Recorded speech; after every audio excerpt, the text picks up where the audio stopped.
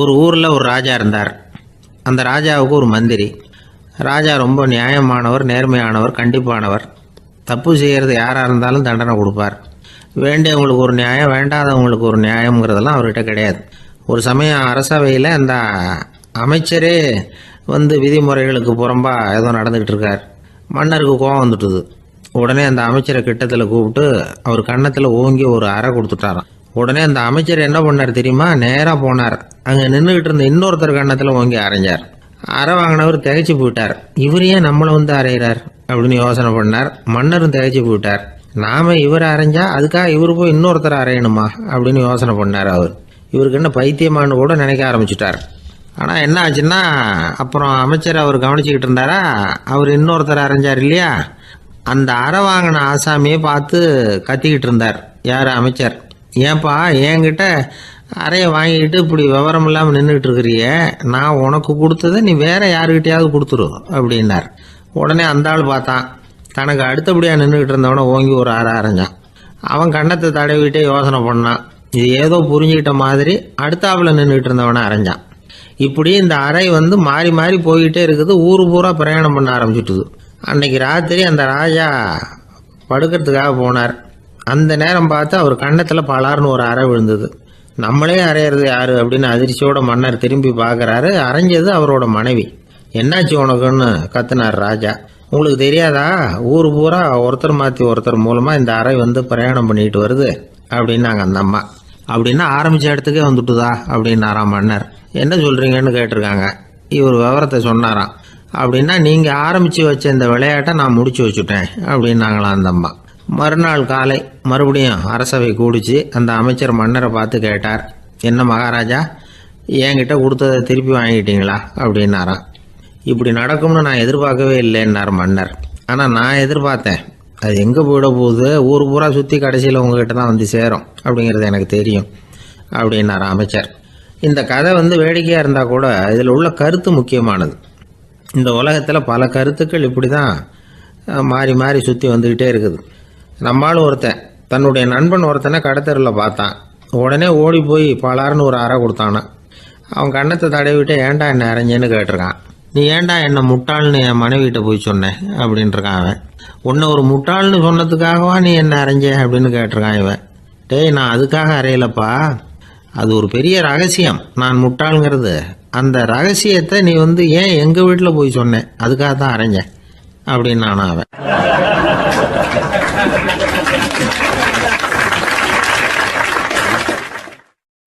ஒரு ஊரில் ஒரு ராஜா இருந்தார். அவர் ஒரு பூனை வளர்த்தார். ரொம்ப செல்லமாக அவர் அந்த பூனையை வளர்த்தார். அவர் என்ன பண்ணுவார் தெரியுமா?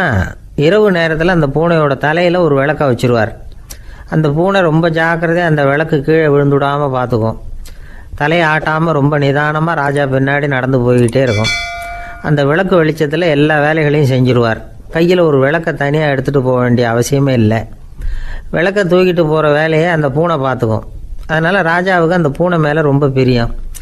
மந்திரிகளையெல்லாம் கூப்பிட்டு அவங்கக்கிட்ட சொல்லுவார், பார்த்தீங்களா இந்த பூனை எவ்வளவு விசுவாசமாக நடக்குது, என் பேரில் எவ்வளவு மரியாதை பார்த்தீங்களா அதுக்கு அப்படிம்பார்.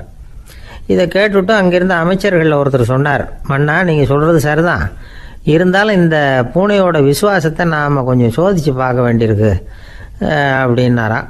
சரி, உங்கள் ஆசையை ஏன் கெடுக்கணும், நல்லா சோதித்து பாருங்கள் அப்படின்னு சொல்லிவிட்டார் ராஜா. உடனே அந்த அமைச்சர் என்ன பண்ணார் தெரியுமா? எங்கேயோ புறப்பட்டு போனார். ஒரு 5-6 எலிகளை பிடிச்சிட்டு வந்தார். அரண்மனையில் ராஜா ஏதோ வேலை பார்த்துக்கிட்டு இருக்கிறாரு. பக்கத்தில் அந்த பூனை ரொம்ப பணிவாக நின்றுக்கிட்டு இருக்குது. அது தலையில் விளக்கு எரிஞ்சிக்கிட்டு இருக்கு. அமைச்சர் தான் பிடிச்சிட்டு வந்த எலிகளை அந்த பூனை பார்வையில் படுறது மாதிரி எதிரில் விட்டார். அந்த எலிகள்லாம் அங்கேயும் இங்கேயும் ஓட ஆரம்பிச்சிது.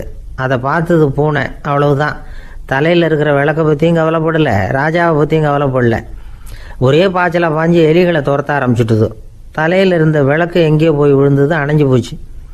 இருட்டில் ராஜா தடுமாற ஆரம்பிச்சுட்டார். இந்த சமயத்தில் அந்த அமைச்சர் மறுபடியும் விளக்கை ஏற்றினார். வெளிச்சம் வந்தது. அதுக்கப்புறம் அந்த அமைச்சர் பேசினார். அரசே, பூனையோட விசுவாசத்தை பார்த்தீங்களா? எலி அது கண்ணில் படுற வரைக்கும் தான் விசுவாசமாக இருந்தது. அது மாதிரி எலியை பார்த்ததும் எல்லாத்தையும் விட்டுட்டு அதை துரத்த ஆரம்பிச்சுட்டு பார்த்தீங்களா? தான் அந்த பூனையை பற்றி நினச்சது தப்புங்கிறது அதுக்கப்புறம் தான் அந்த ராஜாவுக்கு புரிஞ்சுதான். சரி, இப்போ எதுக்கு இந்த கதையெல்லாம் அப்படிங்கிறீங்களா? இந்த பூனை மாதிரி தான் நம்ம மனசும். மனசை எவ்வளவு தான் பயிற்சி கொடுத்து பக்குவமாக வச்சுருந்தாலும் பார்க்குறதுக்கு பரமசாது மாதிரி தான் இருக்கும். பார்க்க வேண்டியதை பார்த்துட்டுதுன்னா பாஞ்சிரும். இந்த பூனை மாதிரி புலன் இன்ப பொருள்கள் கிட்டாத வரைக்கும் மனம் அடங்கி இருக்கிறது மாதிரி தான் தெரியும். கொஞ்சம் வாய்ப்பு கிடைச்சாலும் அது குதிக்க ஆரம்பிச்சிடும், தப்பு பண்ண ஆரம்பிச்சிடும். பெரிய பெரிய முனிவர்கள் வாழ்க்கையில் நடந்த வீழ்ச்சி இதை தான் நிரூபிக்குது. புலன்களின் ஆற்றல் அதிகம், அதனால் மனக்கட்டுப்பாடு பயிற்சிகளில் ரொம்ப எச்சரிக்கையாக இருக்கணுங்கிறார் சுவாமி சிவானந்தர். மது பழக்கத்தையே விட்டுவிட்டேன்னு உறுதியாக இருப்பான். கடை கண்ணில் பட்டுவிட்டதுன்னா கால் அவனை கேட்காமலே இழுத்துக்கிட்டு உள்ளே போயிடும். இதுதான் மனசுங்கிறது. அதுதான் அந்த ராஜா வளர்த்த பூனை. நம்மால் ஒருத்தன் அந்த ராஜா பூனை தலையில் விளக்க வச்சது மாதிரி இவன் தன்னுடைய தலையிலேயே ஒரு விளக்கை ஏற்றி வச்சுக்கிட்டு என்னத்தையும் தேட ஆரம்பித்தான். தேடிக்கிட்டு இருக்கிறான். தலையை ஆட்டாமல் நிதானமாக நடந்து ரொம்ப நேரமாக தேடிட்டு இருக்கிறான். அந்த சமயம் அங்கே வந்த ஒருத்தர் என்னத்தை தேடுறீங்கன்னு கேட்டார். அதுதான் மறந்து போச்சு அப்படின்னு இழுத்தான். சரி, கொஞ்சம் இப்படி உட்காருங்க, ஞாபகம் வந்ததும் தேட ஆரம்பிக்கலாம் அப்படின்னார் அவர். இவன் கொஞ்ச நேரம் உட்காந்து யோசித்தான். அப்புறம் திடீர்னு எழுந்திரிச்சான். ஞாபகம் வந்துட்டுதுன்னா. என்னன்னு கேட்டார். எங்கள் வீட்டில் இருந்த விளக்கை எங்கே வச்சேன்னு தெரியல, அதை தான் தேடிக்கிட்டு இருக்கிறேன், ஏற்றி வைக்கலாம்னு பார்க்குறேன் அப்படின்னா.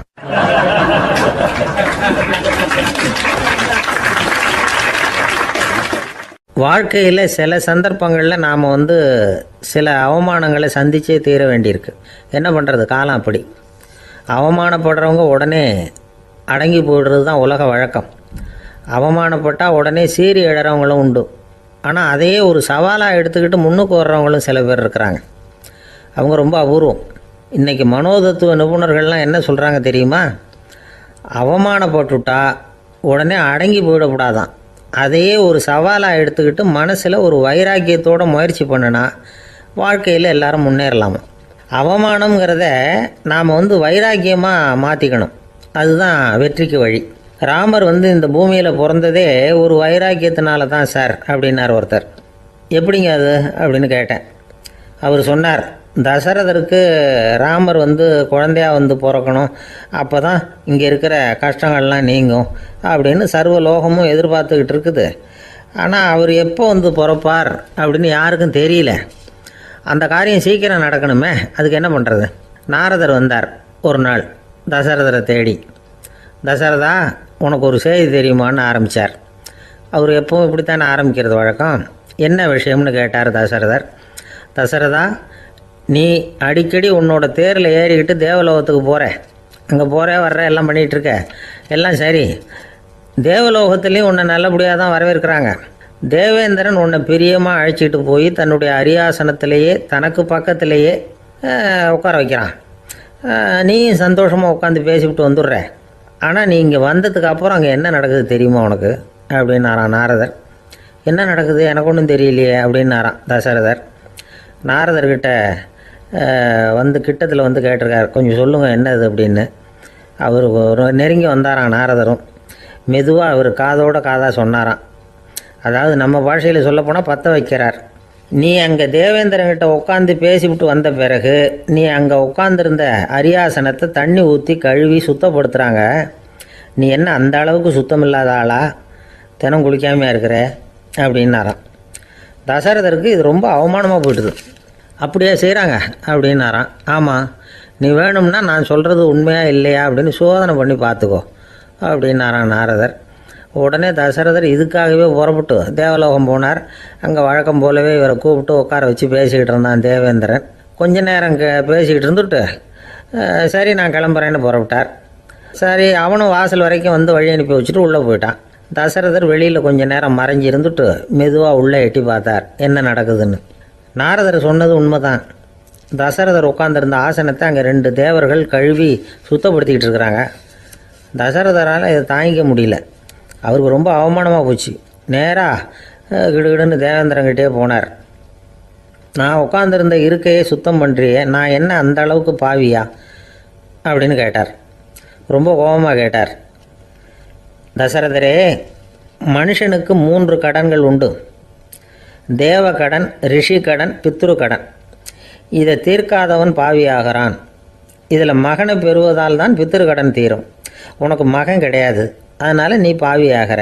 பாவி உட்காந்துருந்த இடம்ங்கிறதுனால அதை சுத்தம் செய்ய வேண்டியது எங்கள் கடமை அப்படின்னு நானும் தேவேந்திரன்.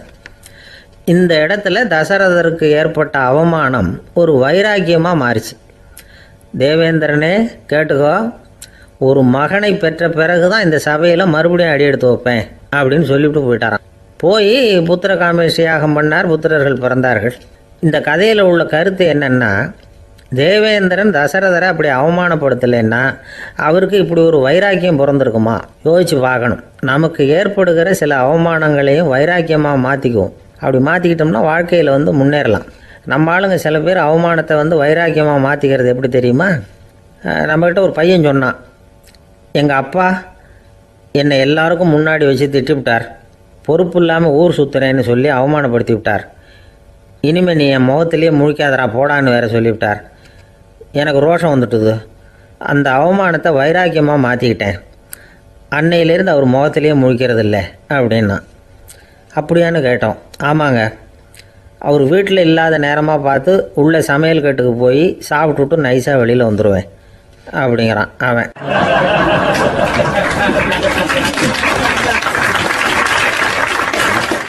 எனக்கு இது மட்டும்தான் சார் தெரியும், இதை தவிர வேறு எதுவும் தெரியாது அப்படின்னு சொல்லிக்கிட்டே காலம் தள்ளுறவங்க ரொம்ப பேர். அவங்கெல்லாம் கஷ்டப்பட வேண்டியிருக்கும். ஒருத்தர் தன்னுடைய தொழிலில் ரொம்ப கெட்டிக்காரராக இருக்கலாம். அதுக்காக எப்பவும் அதே ஞாபகத்தில் இருந்துக்கிட்டு உலகியல் அறிவு இல்லாமல் இருந்துடக்கூடாது, அது ஆபத்து. இதுக்காக நம்ம தாத்தா பாட்டிலாம் ஒரு கதை சொல்லுவாங்களே, கேள்விப்பட்டிருக்கீங்களா? ஒரு சமயம் ஒரு 4 பேர் சேர்ந்து வெளியூருக்கு பிரயாணம் போனாங்களாம். அந்த 4 பேர் எப்படி தெரியுமா? ஒருத்தர் வேதாந்தி, இன்னொருத்தர் சங்கீத வித்வான், 3வது ஆள் வைத்தியர், 4வது ஆள் ஜோசியர். இவங்க 4 பேரும் நண்பர்கள். அதனால் சேர்ந்து புறப்பட்டாங்க. வழியில் ஒரு ஊரில் தங்கினாங்க. இருட்டி போச்சு. அதனால் இன்றைக்கி ராத்திரி இங்கேயே தங்கி இருந்துட்டு நாளைக்கு புறப்படலாம் அப்படின்னு தீர்மானம் பண்ணாங்க. சாப்பாட்டுக்கு என்ன பண்ணுறது? அங்கேயே கடத்தெருவுக்கு போய் சாமான்லாம் வாங்கியாந்து சமைச்சு சாப்பிட்லாம்னு முடிவு பண்ணாங்க. 4 பேர் இருக்கிறதுனால ஆளுக்கு ஒரு காரியமாக செய்யலாம் அப்படின்னு வேலையை பிரிச்சுக்கிட்டாங்க. வைத்தியர் கறிகாய் வாங்க போனார், வேதாந்தி எண்ணெய் வாங்க போனார், ஜோசியர் பலசரக்கு வாங்க போனார், சங்கீத வித்வானுக்கு சமைக்கிற வேலை. எல்லாம் சரி. ஆனால் நடந்தது என்ன தெரியுமா? கடைத்தெருவுக்கு காய்கறி வாங்க போனார்ல வைத்தியர், அங்கே போய் மார்க்கெட்டில் பார்த்தார். ஒவ்வொரு கறிகாயாக எடுத்து பார்த்தார். இது பித்தம், உடம்புக்கு ஒத்துக்காது, இது வாயு, உடம்புக்கு ஒத்துக்காது அப்படின்னு ஒவ்வொன்றா தள்ளினார். கடைசியில் ஒன்றுமே தேரல, வெறுங்கையோடு திரும்பி வந்துக்கிட்டு இருக்கிறார். எண்ணெய் வாங்க போனார் வேதாந்தி, அவர் ஒரு தொன்னையில் எண்ணெயை வாங்கினார். பேசாமல் அதை எடுத்துகிட்டு வர வேண்டியது தானே, முடியல. அவருடைய வேதாந்த மூளை சிந்திக்க ஆரம்பிச்சுட்டுது. இந்த தொன்னைக்கு எண்ணெய் ஆதாரமா அல்லது எண்ணெய்க்கு தொன்னை ஆதாரமா அப்படிங்கிற ஆராய்ச்சியில் இறங்கினார். என்னாச்சு தெரியுமா? அப்படி கவுத்து பார்த்தார். வாங்கின எண்ணெய் பூராவையும் வழியில் கொட்டிவிட்டு வெறும் தொன்னையோடு சேர்ந்தார். பலசரக்கு வாங்க போனார் ஜோசியர், அவர் ஒரு வழியில் பார்த்தாரு. வழியில் வந்தவங்களெல்லாம் அங்கங்கே ஒரு மரத்தடியில் உட்கார வச்சு அவங்களுக்கெல்லாம் ஆர்வம் சொல்ல ஆரம்பிச்சிட்டார். அப்படி ஒவ்வொருத்தராக சொல்லி முடிச்சுட்டு கடத்தருக்கு போய் சேர்ந்தார். இவர் அங்கே போய் சேர்றதுக்குள்ளே ரொம்ப நேரம் ஆகிட்டுது. கடையெல்லாம் பூட்டி விட்டு போயிட்டாங்க. என்ன செய்கிறது? அவரும் வெறுங்கையோடு திரும்பி சேர்ந்தார். சரி, இவங்க கதை தான் இப்படி ஆச்சு. அங்கே சமைக்கிறதுக்காக உட்காந்துருந்தார் சங்கீத வித்வான், அவர் கதை என்னாச்சு தெரியுமா? அங்கே அவர் அடுப்பை பற்ற வச்சு ஒலையை கொதிக்க வச்சார். அதாவது ஒரு பானையில் தண்ணியை ஊற்றி அடுப்பில் வச்சார். அது கொதிக்க ஆரம்பிச்சிது. தண்ணி கொதிக்கிற சத்தம் இருக்குதுல்ல, அது இவருக்கு தாளம் போடுறது மாதிரி இருந்தது. ஒரே குஷி, பாட ஆரம்பிச்சிட்டார். பாடிக்கிட்டே உற்சாகமாக கையில் இருந்த கரண்டியால் அந்த பானையில் தட்டினார், தாளம் போடுறதா நினச்சிக்கிட்டு. அவ்வளவுதான், பானை பட்டுன்னு உடஞ்சி போச்சு. தலையில் கையை வச்சுக்கிட்டு அவரும் உட்காந்துட்டார். எந்த தொழில் தெரிஞ்சாலும் சரி, அதை புத்திசாலித்தனமாக பயன்படுத்த தெரியலன்னா ஆபத்து தான். அதுக்காக தான் இந்த கதை. ஒரு பஸ்ஸு டிரைவர் ரொம்ப கெட்டிக்காரர். பஸ்ஸை ரொம்ப திறமையாக ஆபத்து இல்லாமல் ஓட்டினதுக்காக பரிசுலாம் வாங்கினவர். அவரே ஒரு படகு ஓட்டுறதுக்காக அழைச்சிட்டு போயிருக்கிறாங்க, மோட்டார் படகு. அதையும் ரொம்ப திறமையாக தான் ஓட்டிகிட்டு போயிருக்கிறாரு. நடுக்கடலில் போனதும் படகு நின்று போச்சு. மோட்டாரில் ஏதோ கோளாறு. என்ன செய்யலாம் அப்படின்னு அந்த டிரைவரை கேட்டிருக்கிறாங்க படகுல இருந்தவங்கெல்லாம். அப்போ அவர் சொன்னாராம், கவலைப்படாதீங்க, ஒன்றும் பிரச்சனை இல்லை, எல்லோரும் கொஞ்சம் கீழே இறங்கி பின்னாடி தள்ளுங்க, மோட்டார் ஸ்டார்ட் ஆகிடும் அப்படின்னாராம்.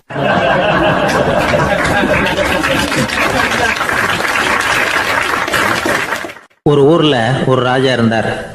அவர் ஒரு நாள் காலையில் அரண்மனையில் மேல் மாடத்தில் வந்து நின்றுக்கிட்டு இருந்தார்.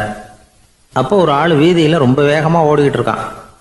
அதை ராஜா கவனிச்சார். அவன் மனசில் ஏதோ ஒரு தவிப்பு இருக்குங்கிறத புரிஞ்சுக்கிட்டார்.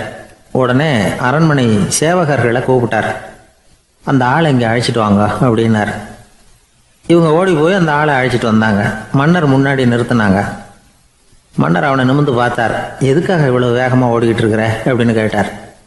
இதுக்கு அவன் சொன்னான், மன்னா, நம்ம கோட்டையின் வடக்கு வாசல் இருக்கு இல்லையா, அது ஓரமாக ஒரு பெரிய பாறாங்கல் கிடக்கு.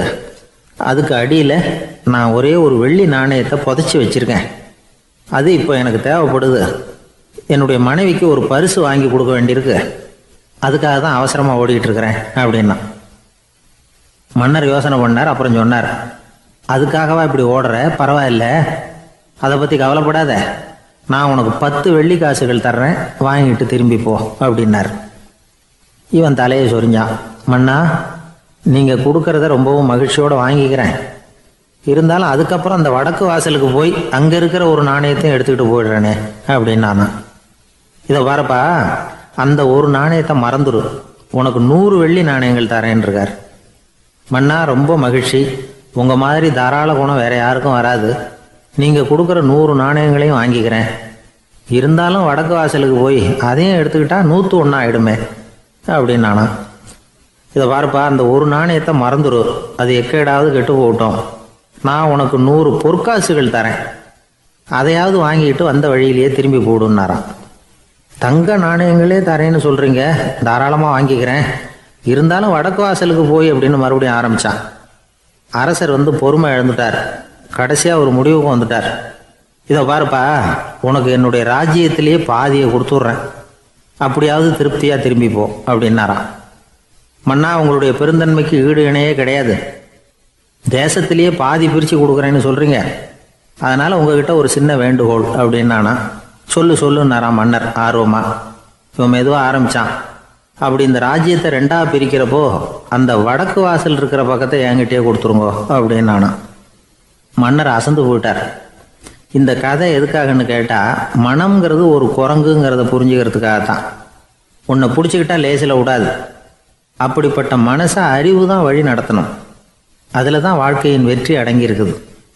ஒரு சின்ன பையன் தெருவில் அழுதுகிட்டு இருந்தான். ஏன்பா அழுவுறேன்னு ஒரு பெரியவர் கேட்டார். 1 ரூபா காசை இங்கே தொலைச்சுட்டேன் அப்படின்னா. சரி, அதுக்காக அழாத, அதுக்கு பதிலாக 10 ரூபா தரேன், இந்தா வச்சுக்கோன்னு கொடுத்தாரு. அந்த 10 ரூபாயை வாங்கி சட்டப்பையில் போட்டுக்கிட்டு அதை விட அதிகமாக சத்தம் போட்டு அழ ஆரம்பிச்சுட்டான். மறுபடியும் ஏன்டா அழறேன்னு கேட்டார் பெரியவர். அந்த 1 ரூபாயும் கிடச்சிட்டுதுன்னா இப்போ என்கிட்ட 11 ரூபா இருக்குமே, இப்போ 10 ரூபா தானே இருக்குது அப்படின்னு சொல்லிவிட்டு அழறான்.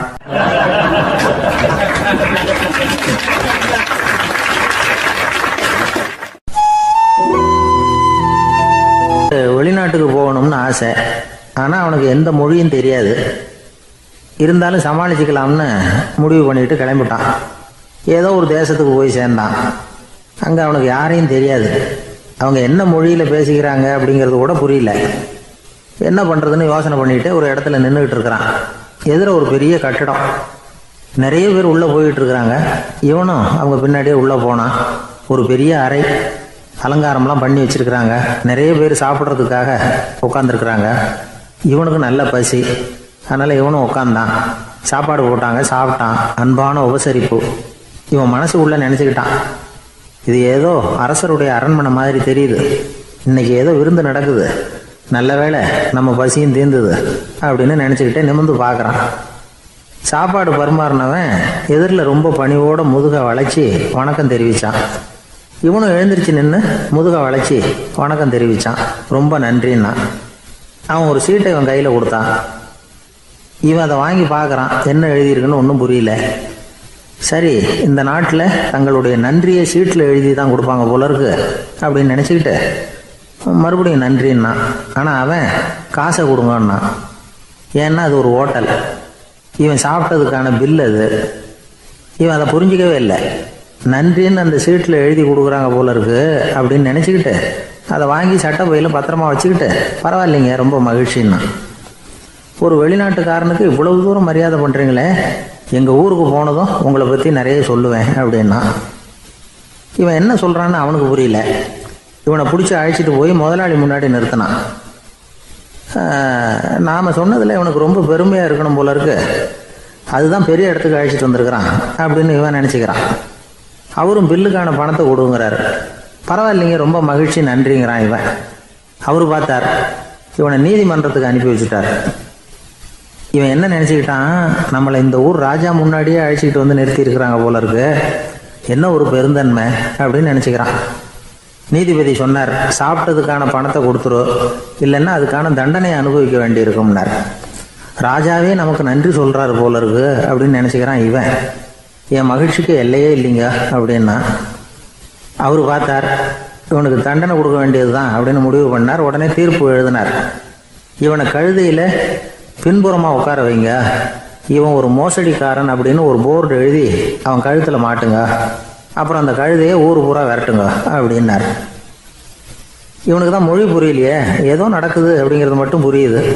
எல்லாரும் சேர்ந்து இவனை ஒரு கழுதை மேலே உட்கார வச்சாங்க. ஓஹோ, நம்மளை பாராட்டி ஒரு ஊர்வலம் நடத்துகிறாங்க போல இருக்கு அப்படின்னு நினச்சிக்கிறான் இவன். எல்லாரும் சத்தம் போட்டுக்கிட்டே கையை தட்டிக்கிட்டு கழுதை பின்னாடி ஓடி வர்றாங்க. இவனுக்கு ரொம்ப உற்சாகமாக இருக்குது. எல்லாருக்கும் கை கூப்பி வணக்கம் சொல்லிக்கிட்டே போகிறான். கூட்டத்தில் திடீர்னு ஒரு தெரிஞ்ச முகம் தெரியுது. அவனுடைய தேசத்தை சேர்ந்த ஒரு ஆள் அவன். அவனை பார்த்ததும் இவனுக்கு ரொம்ப உற்சாகம். நம்ம ஊருக்கு போனதும் இங்கே நமக்கு கிடைச்ச மரியாதையெல்லாம் உண்மைதான்னு சொல்கிறதுக்கு ஒரு சாட்சியும் கிடைச்சிட்டுது அப்படின்னு நினச்சிக்கிறான். அவனை பார்த்து கத்தனான், நல்லா பார்த்துக்க, இந்த ஊர் மக்கள் எனக்கு எப்படிப்பட்ட வரவேற்பு கொடுக்குறாங்கங்கிறத நல்லா கவனிச்சுக்கோ அப்படிங்கிறான். அவனுக்கு அவமானமாக போட்டுது. தலையை குனிஞ்சிக்கிட்டே நழுவி போயிட்டான். இவன் பார்த்தான், அவன் தலை தெரியல. ஆகா, அவனுக்கு நம்ம மேலே பொறாமை போல இருக்கு, அதனால தான் காணாமல் போயிட்டான் அப்படின்னு நினச்சிக்கிறான். இப்படி ஒரு வேடிக்கை கதையை பெரியவங்க சொல்கிறது உண்டு. கதை வேடிக்கையாக இருந்தாலும் இதில் உள்ள கருத்து என்ன தெரியுமா? அந்த கழுதை மேலே உட்காந்துருக்கிறானே, அது மாதிரி தான் நாமளும் அகங்காரங்கிற கழுதை மேலே உட்காந்துக்கிட்டு இருக்கோமா. நாமளும் கிட்டத்தட்ட அதே மாதிரி பிரம்மையில் தான் இருக்கிறோமா. என்ன நடக்குதுங்கிறதே புரியறதில்ல. அகங்காரத்தில் பேசுகிறவனுக்கும் சித்த சுவாதீனம் இல்லாமல் பேசுகிறவனுக்கும் அதிக வித்தியாசம் இருக்கிறதில்ல. அது மாதிரி ஒருத்தன் தன்னுடைய வீட்டை சுற்றி சேற்றை வாரி அரைச்சிக்கிட்டு இருந்தானா. அந்த வழியாக வந்த ஒரு பெரியவர் அதை பார்த்துருக்கார். என்னப்பா பண்ணிகிட்டு இருக்கிற அப்படின்னு கேட்டாரான். கழுதைகளை விரட்டிக்கிட்டு இருக்கிறேன் அப்படின்னானா. இங்கே கழுதைகளே காணுமே அப்படின்னாரான் அவர். அதுதான் ஏற்கனவே விரட்டி விட்டனே அப்படின்னானா இவன்.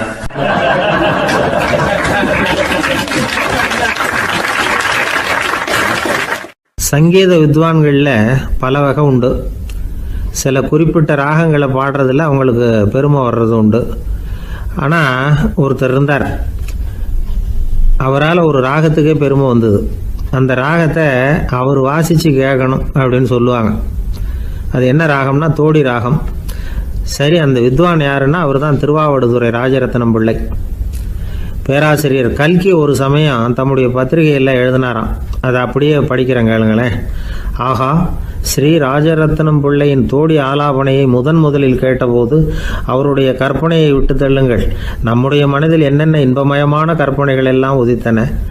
குழந்தை தாயிடம் கொஞ்சம் குரலை கேட்டோம், அன்னை குழந்தையிடம் கொஞ்சம் குரலை கேட்டோம், ரதியும் மன்மதனும் பேசிக்கொண்ட காதல் மொழிகளை கேட்டோம், முருகன் சிவபெருமான் செவிகுளிர மொழிந்த உபதேசத்தை கேட்டோம், கலைமகள் கவிஞனுக்கு அருளிய ஆசி மொழிகளை கேட்டோம், நாரத முனிவருடைய தம்பூரா சுருதியை கேட்டோம், ராவணன் தன் எலும்பை ஒடித்து வீணையாகச் செய்து வாசித்த கானத்தை கேட்டோம், கானப்பறவைகளின் கலகல ஒலியை கேட்டோம், கோல குயில்களின் குரல் இனிமையை கேட்டோம். இப்படிலாம் பேராசிரியர் கல்கி விமர்சனம் எழுதியிருக்கிறார். திருவாவடுதுறை ராஜரத்னம் பிள்ளை அவர்களுடைய வாசிப்பை கேட்டுட்டு டிஎன் ராஜரத்னம் பிள்ளை இறந்து போனார். அப்போது கவிஞர் கண்ணதாசன் எழுதினார், செவியனில் ஓடி எங்கள் சிந்தையில் ஓடி இந்த புவியெல்லாம் ஓடி நின்பார் பொங்கிய தோடி வேறிங்கு எவரிடம் போகும் ஐய இனி அதை காப்பார் யாவர் அவிந்தனின் சடலத்தோடே அவிந்தது தோடிதானும் அப்படின்னு எழுதினாராம். அந்த அளவுக்கு அவருடைய தோடியை ரசித்தவர்கள் உண்டு. அதே மாதிரி தோடின்னா என்னன்னு தெரியாமலே அவரை ரசித்தவங்களும் அந்த காலத்தில் உண்டு. அதாவது ஒரு பெரிய சபையில் இவர் வாசிச்சுக்கிட்டு இருக்கிறார். பாதியில் ஒரு பெரிய மனுஷன் உள்ளே வந்தார். அவர் உடம்புல பட்டு வேஷ்டி, ஜருகை, அங்கவஸ்திரம், வாயில் வெத்தலை, வாசனை புகையில, காதில் வைரக்கடுக்கன், கழுத்தில் தங்க சங்கிலி, கை விரல் பூரா மோதிரம், கையில் ஒரு வெள்ளி வெத்தலை புட்டி, உதவிக்கு 2 பேர் பக்கத்தில். இவ்வளவு பந்தாவோட வரார் கச்சேரி கேட்குறதுக்கு. இப்படி வந்தவர் முதல் வரிசையில் வந்து உக்காந்தார். வித்வான் வாசித்து முடித்ததும் இவர் அவரை பார்த்து, ஐயா, நீங்கள் தோடி வாசிக்கிறதுல ரொம்ப கெட்டிக்காரர்னு கேள்விப்பட்டிருக்கேன், அதை கேட்கறதுக்காக தான் மெனக்கிட்டு வந்திருக்கிறேன், அதை வாசிங்களேன் அப்படின்னாராம் இந்த பெரியவர். ராஜரத்னம் பிள்ளைக்கு ஒன்றும் புரியல. ஏன்னா இது வரைக்கும் அவர் வாசிச்சுக்கிட்டு இருந்ததே அந்த தோடி ராகத்தை தான். அதை வாசித்து முடித்ததும் அதை வாசிங்களேன்னு இவர் கேட்குறார். அப்படின்னா இவரோட ஞானம் எப்படிப்பட்டது? இவ்வளவும் கேட்டுட்டு இப்படி கேட்குறாரே அப்படின்னு அவர் யோசிச்சிருக்கிறார் ராஜரத்னம் பிள்ளை. உடனே என்ன பண்ணார் தெரியுமா? பக்கத்தில் ரொம்ப சாதுவாக சுருதி போட்டுக்கிட்டு இருந்த ஒரு முதுகில் ஓங்கி ஒரு குத்து விட்டாராம். அவருக்கு ஒன்றும் புரியல, எதுக்கு நம்மளை அடிக்கிறார் இவர், நம்மளை குத்துறாரு வித்வான்னு. அவர் அதிர்ச்சியால் இவர் நிமிர்ந்து பார்த்துருக்கார். அப்போ ராஜரத்னம் பிள்ளை சொன்னாராம், ஏய்யா, ஐயா பெரிய மனுஷன், என்னுடைய பரம ரசிகர், தோடி ராகம் கேட்கணுங்கிறதுக்காக இவ்வளவு தூரம் வந்திருக்கிறார், வந்து வரிசையில் உட்காந்துருக்கார். நீ இந்த சமயம் பார்த்து தோடி ராகம் வாசிக்கிற நாதஸ்வரத்தை வீட்டில் வச்சுட்டு வந்துட்டியே, இப்போ ஐயாவுக்காக அந்த ராகத்தை நான் எப்படி வாசிக்கிறது அப்படின்னு சொல்லிவிட்டு மறுபடியும் முதுகில் ஒரு அடி கொடுத்தாராம். அடி வாங்கினவருக்கே சிரிப்பு அடக்க முடியலையா.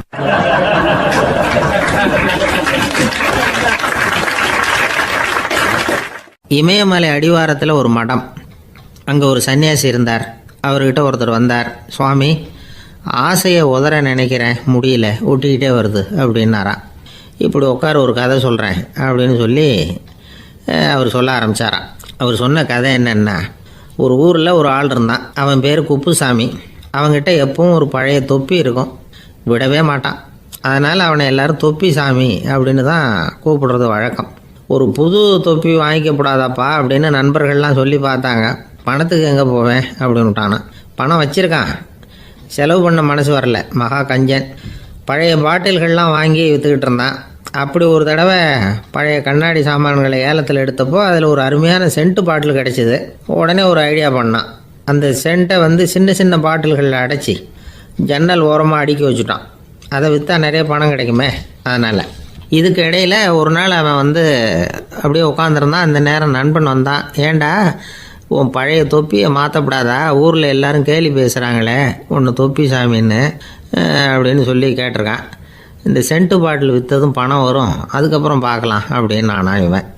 சரி வா, நீச்சல் குளத்துக்கு போயிட்டு வருவோம் அப்படின்னு கூப்பிட்ருக்கான் நண்பன். 2 பேரும் போனாங்க. அதே நேரம் அந்த ஊர் நீதிபதியும் அங்கே குளிக்க வந்தாராம். அவர்கிட்ட இருந்தது விலை வசந்த ஒரு புது தொப்பி. அதை அங்கே இருந்த ஸ்டாண்டில் மாட்டிவிட்டு குளிக்க போனார். இதுக்கிடையில் குப்புசாமி குளிச்சுட்டு வந்தான். அவனுடைய பழைய தொப்பியை காணலை. அந்த புது தொப்பியை பார்த்தா இது நண்பனுடைய வேலை தான் அப்படிங்கிறதாக புரிஞ்சுக்கிட்டு அதை எடுத்து மாட்டிகிட்டு வந்துட்டான். நீதிபதி குளிச்சுட்டு வந்து பார்க்குறாரு, தொப்பியை காணும். போலீஸில் புகார் கொடுத்தார். அவங்க வந்து தேடினாங்க. ஒரு மூலையில் பழைய தொப்பி கிடச்சிது. அடடா, இது நம்ம குப்புசாமியோட தொப்பி இல்லையா அப்படின்னு நானா ஒருத்தன். உடனே அவன் வீட்டுக்கு தேடிட்டு போயிருக்காங்க. அங்கே போய் பார்த்தா புது தொப்பி அங்கே இருக்குது. உடனே அவனுக்கு 1000 ரூபா அபராதம் போட்டாங்களாம். அவன் பணத்தை கட்டிவிட்டு ரொம்ப எரிச்சலோடு வீட்டுக்கு வந்தான். பழைய தொப்பி கண்ணில் பட்டது. மறுபடியும், உன்னால் தானே எனக்கு 1000 ரூபா நஷ்டம் அப்படின்னு சொல்லி அதை எடுத்துக்கிட்டு அப்படி போயிருக்கான். அந்த ஊர் குளத்தில் வீசி எரிஞ்சிட்டு வந்துட்டான். அது மீன் பிடிக்கிற ஒருத்தன் கையில் சிக்கிச்சு. அவன் வர்ற வழியில் அதை எடுத்து வேகமாக வீசி எறிஞ்சான். அது நேராக குப்புசாமி வீட்டு ஜன்னல் வழியாக உள்ளே வந்து இந்த சென்ட்டு பாட்டில்கள் மேலே விழுந்து எல்லாம் உடஞ்சி நொறுங்கி போச்சு. குப்புசாமி பார்த்தான். தோட்டத்தில் ஆழமாக ஒரு குழியை வெட்டினான். அந்த தொப்பியை போட்டான், மூடிவிட்டான். இதை அடுத்த வீட்டுக்காரன் பார்த்தான். ஏதோ புதையல் தான் வச்சுருக்கான் போல இருக்குன்னு நினச்சான். போலீஸில் போய் புகார் கொடுத்துட்டான். மறுபடியும் போலீஸ் குழியை தோண்டினாங்க. பழைய தொப்பி மறுபடியும் வெளியில் வந்தது. எல்லோரும் சிரிக்கிறாங்க. அன்னைக்கு ராத்திரியே அந்த தொப்பியை எடுத்துக்கிட்டு நேராக புறப்பட்டான். ஒரு கல்லில் அதை சேர்த்து கட்டி குடிநீர் தொட்டி இருக்கும்ல, அதில் போட்டுட்டு வந்துட்டான். இனிமேல் என்ன பண்ணும் பார்ப்போன்னு. ஒரு நாள் திடீர்னு குழாயெல்லாம் அடைப்பட்டு போச்சு. மாநகராட்சி அலுவலர்கள் வந்து என்னன்னு பார்த்தா அந்த பழைய தொப்பி குழாயை அடைச்சிக்கிட்டு இருக்குது. இது குப்புசாமியோட தொப்பிங்கிறது தான் எல்லாருக்கும் தெரியுமே. உடனே குடிநீரை வந்து பாழாக்கணத்துக்காக குப்புசாமிக்கு கோர்ட்டு 2500 ரூபா அபராதம் போட்டுவிட்டுது. அதையும் கட்டிவிட்டு வெளில வந்தான். கடைசியாக முடிவு பண்ணான். ஒரு நெருப்பு குச்சியை கிழிச்சான். தொப்பியை கொளுத்தினான். எரிஞ்சுது. எடுத்து வெளில எரிஞ்சான். கொஞ்ச நேரத்தில் தீ அணைப்பு படம் வந்துட்டுது. ஆமாம், இவன் எடுத்து எரிஞ்சது வெளியில் விழுந்து வீட்டு ஊரையே பற்றிக்கிட்டு எரிய ஆரம்பிச்சுட்டுது. அவனோட பணத்தாசையும் அதோடு சேர்ந்து எரிஞ்சு போச்சான். இப்படி ஒரு கதை. இந்த கதையை சொல்லி முடித்தார் அந்த இமயமலை அடிவாரத்தில் இருந்த சன்னியாசி. இப்போ அந்த குப்புசாமி எங்கே இருக்கிறான்னு கேட்டார் எதிரில் இருந்தவர். இதோ உன் எதிரிலே இருக்கிறான், நான் தான் அந்த குப்புசாமி அப்படின்னாரான் அந்த சன்னியாசி. அந்த குப்புசாமி கிட்ட இருந்தது மாதிரி ஒரு பழைய தொப்பி நம்ம ஒவ்வொருத்தர்கிட்டையும் உண்டு. அதை எப்படி தொலைக்கிறதுன்னு தெரியாமல் தடுமாறிக்கிட்டு இருக்கிறோம். அது என்ன தொப்பிங்கிறீங்களா? அதுதான் நம்மை சூழ்ந்திருக்கிற மாயை அப்படிங்கிறார் சுவாமி சின்மயானந்தர். மெய்ஞானம் கிடைக்கிறப்போ மாயை எரிஞ்சு போகும் அப்படிங்கிறது அவருடைய கருத்து. நம்மால் ஒருத்தர் வேகமாக ஓடி வந்தார். காலில் மாட்டியிருந்த பழைய செருப்பு ரெண்டையும் ஆவேசமாக தூக்கி ஒரு கிணத்துல போட்டுட்டு வெறுங்காலோடு நடந்து வந்துக்கிட்டு இருக்கிறார். ஏன் அப்படி பண்ணீங்க அப்படின்னு கேட்டோம். அந்த செருப்புக்கு சொந்தக்காரன் பின்னாடி வந்துக்கிட்டு இருக்கிறான், அதனால் அப்படி பண்ணேன் அப்படிங்கிறார் இவர்.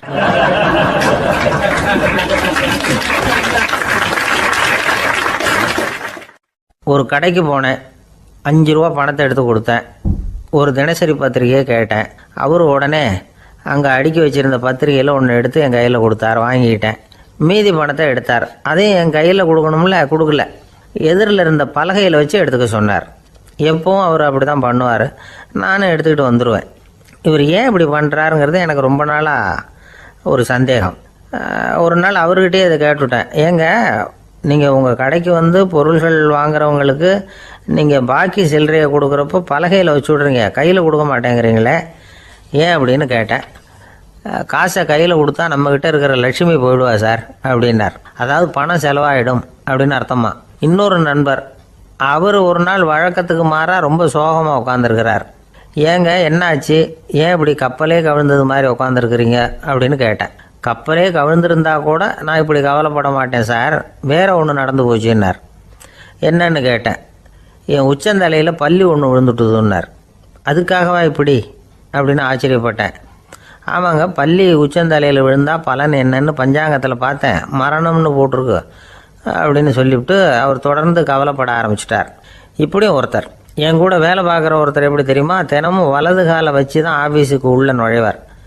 என்னைக்காவது தவறுதலாக இடது காலை வச்சு உள்ளே வந்துட்டார்னா அன்னைக்கு பூரா மனசு சங்கடப்படுவார். எந்த வேலையும் சரியாக ஓடாது.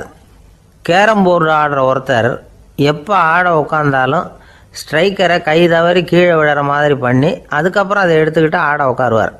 ஏன்னா எப்போவோ ஒரு தடவை நிஜமாகவே அது கை தவறி கீழே விழுந்திருக்குது. அன்னைக்கு பிரமாதமாக ஜெயிச்சுட்டார். உடனே ஒரு முடிவுக்கு வந்துட்டார், கை தவறுனா லாபம் அப்படின்னு. அதுக்கப்புறம் அதையே பழக்கமாக்கிக்கிட்டார். பூனை குறுக்க போனால் சகுனம் சரியில்லைன்னு நினைக்கிறவங்க உண்டு. ஆனால் ஒருத்தர் எப்படி தெரியுமா, அவர் வெளியில் கிளம்புற சமயம் பக்கத்து வீட்டு ரேடியோவில் மியாவ் மியாவ் பூனை குட்டின்னு பாட்டு சத்தம் கேட்டால் கூட போதும், சகுனம் சரியில்லைன்னு பிரயாணத்தை கேன்சல் பண்ணிவிடுவார். இப்போ இவ்வளவும் எதுக்கு சொல்கிறோம்னா, அளவுக்கு மீறின சகுன நம்பிக்கைகள் இருக்குது பாருங்கள், இதோட பயமும் சேர்ந்துக்கிட்டதுன்னு வச்சுக்கோங்க, இது ஒருத்தருடைய மனநிலையை பாதிச்சிடும். இது உளவியல் நிபுணர்கள் சொல்கிற கருத்து. வாழ்க்கையே தடுமாற வச்சிரும். பாதுகாப்பு இல்லாத உணர்வு, ஒரு விதமான டிப்ரெஷன் மனநிலை, இதெல்லாம் தான் இதுக்கு காரணமாக அமையலாம். சில பேர் காய்கறி நறுக்க கத்தியை கையில் எடுத்தால் கூட நேரம் சரியாக இருக்கா அப்படின்னு பார்த்துட்டு தான் வேலையை ஆரம்பிக்கிறது வழக்கம். அறிவு தான் மனசுக்கு வாத்தியாராக இருக்கணும், அப்போ தான் வாழ்க்கை நிம்மதியாக இருக்கும். அறிவு மனசு சொல்கிறபடியெல்லாம் கேட்க ஆரம்பிச்சுட்டுதுன்னா இடைஞ்சல் தான். ஒருத்தருக்கு 7ஆம் நம்பர் தான் ராசியான நம்பரான். 7ஆம் தேதி தான் எந்த காரியத்தையும் ஆரம்பிப்பாராம். 7 எழுத்து வர்றது மாதிரி பேரை மாற்றி வச்சுக்கிட்டார். 7 மணிக்கு தான் தினமும் எழுந்திருப்பார். 7ஆம் நம்பர் வீட்டில் தான் குடியிருக்கார். கல்யாணம் கூட 7ஆம் தேதி தான் பண்ணிக்கிட்டார். அவர் ஒரு நாள் குதிரை பந்தயத்துக்கு போனாராம். குதிரையோட பேரையெல்லாம் பார்த்தார். ஒரு குதிரையோட பேர் 7 எழுத்தில் அமைஞ்சிருந்தது. 7 தானே இவருக்கு அதிர்ஷ்ட நம்பர். அதனால் உடனே அது பேரில் பணத்தை கட்டினார். பந்தயம் நடந்தது. என்ன சார் ஆச்சுன்னு கேட்டாங்க.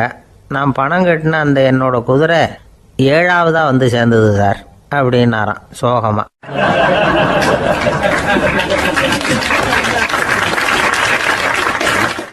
இந்த உலகத்தில் நாம் நல்லபடியாக இருக்கணும்னா அதுக்கு முக்கியமாக தேவைப்படுறது 2. ஒன்று செல்வம், இன்னொன்று அறிவு. சரி, இது 2ல் சிறந்தது எது அப்படின்னு ஒரு கேள்வி கேட்டால் என்ன பதில் சொல்கிறது? இதே கேள்வியை ஹஸ்ரத் அலி அவர்கள்கிட்ட கேட்டாங்களாம். அவர் ஒரு பெரிய அறிஞர். கேள்வி கேட்டவங்களும் சாதாரண ஆட்கள் இல்லை, இவங்களும் அறிஞர்கள். ஒரு நாள் ஹஸ்ரத் அலி அவர்கள்கிட்ட 10 அறிஞர்கள் வந்தாங்களாம். ஐயா, நாங்கள் 10 பேரும் உங்ககிட்ட ஒரே கேள்வியை தான் கேட்க வந்திருக்கிறோம். ஆனால் எங்கள் 10 பேருக்கும் நீங்கள் தனித்தனியாக பதில் சொல்ல முடியுமா அப்படின்னு கேட்டிருக்காங்க. அதாவது அவங்க ஒரே கேள்விக்கு இவர்கிட்ட இருந்து 10 விதமான பதில் எதிர்பார்க்குறாங்க. சரி கேளுங்க, என்ன கேள்வி அப்படின்னார் அவர். அப்போ தான் அவங்க கேட்டாங்களாம், செல்வம் அறிவு இது ரெண்டில் சிறந்தது எது? இதுதான் கேள்வி. ஹஸ்ரத் அலி என்ன பண்ணார் தெரியுமா? அவங்கள ஒவ்வொருத்தராக கூப்பிட்டார். ஒவ்வொரு விதமான பதிலை சொல்லி அனுப்புனார். முதல்ல ஒருத்தரை கூப்பிட்டார், சொன்னார், அறிவுங்கிறது தீர்க்கதரிசிகள், ஞானிகள், மகான்கள் இவங்களோட பரம்பரை சொத்து. ஆனால் செல்வம்ங்கிறது கொடுங்கோலரின் ஆயுதம். அதனால் அறிவு தான் சிறந்தது அப்படின்னார். ரெண்டாவது ஆளை கூப்பிட்டார். உங்ககிட்ட செல்வம் இருந்தால் நீங்கள் தான் அதை காப்பாற்றணும். ஆனால் அறிவு உங்களை எப்பவும் காப்பாற்றும். ஆகவே அறிவு தான் சிறந்தது அப்படின்னார். மூணாவது ஆளை கூப்பிட்டார். செல்வந்தனுக்கு எப்போதும் விரோதிகள் அதிகம், ஆனால் அறிஞனுக்கு நண்பர்கள் அதிகம். அதனால் அறிவு தான் சிறந்ததுன்னார். அடுத்தவரை கூப்பிட்டார். செல்வம் அடுத்தவங்களுக்கு கொடுக்க கொடுக்க குறையும், ஆனால் கல்விங்கிறது அதிகரிச்சுக்கிட்டே வரும், கொடுக்கறதுனால குறையாது. அதனால் அறிவு தான் சிறந்ததுன்னார். இன்னொருத்தரை கூப்பிட்டார். அறிவுள்ளவன் எப்பவும் அதை அடுத்தவங்களுக்கு வாரி வழங்கிக்கிட்டே இருப்பான். அதனால் அவங்ககிட்ட தாராளத்தன்மை இருக்கும். ஆனால் செல்வந்தன்கிட்ட கஞ்சத்தனம் தான் இருக்கும். அதனால் அறிவு தான் சிறந்ததுன்னார். ஆறாவது நபரை கூப்பிட்டார். செல்வத்தை கள்வர்கள் திருடிட்டு போக முடியும், ஆனால் அறிவை அப்படி திருடிட்டு போக முடியாது அப்படின்னார். ஏழாவது நபரை கூப்பிட்டார். செல்வம் கால ஓட்டத்தில் அழிஞ்சிரும், ஆனால் அறிவை கால ஓட்டம் ஒன்றும் பண்ண முடியாது. ஆகவே அறிவே சிறந்ததுன்னார். எட்டாவது ஆளை கூப்பிட்டு சொன்னார், செல்வத்துக்கு எப்பவும் எல்லை உண்டு, நிறை உண்டு, அளவு உண்டு, கணக்கு உண்டு. ஆனால் அறிவுக்கு அப்படிப்பட்ட எல்லை எதுவும் கிடையாது. அதனால் அதுதான் சிறந்ததுன்னார். அடுத்தவனை கூப்பிட்டார். செல்வம் உள்ளத்தில் உள்ள ஒளியை போக்கிவிடும், இருட்டை உண்டாக்கிவிடும், விரிந்த மனப்பான்மையை குறுகலாக்கிவிடும். ஆனால் அறிவு அப்படி இல்லை, இருண்ட உள்ளத்தில் ஒளியை பாய்ச்சி அதை விசாலப்படுத்துது. அதுதான் சிறந்ததுன்னார். கடைசியாக 10வது நபரை கூப்பிட்டார். செல்வம் மனசில் செருக்கை உண்டாக்குது, ஆணவத்தை ஏற்படுத்துது. அதனால் நானே கடவுள்னு நினைக்கிற அளவுக்கு மனுஷனை தாழ்த்தி விடுது.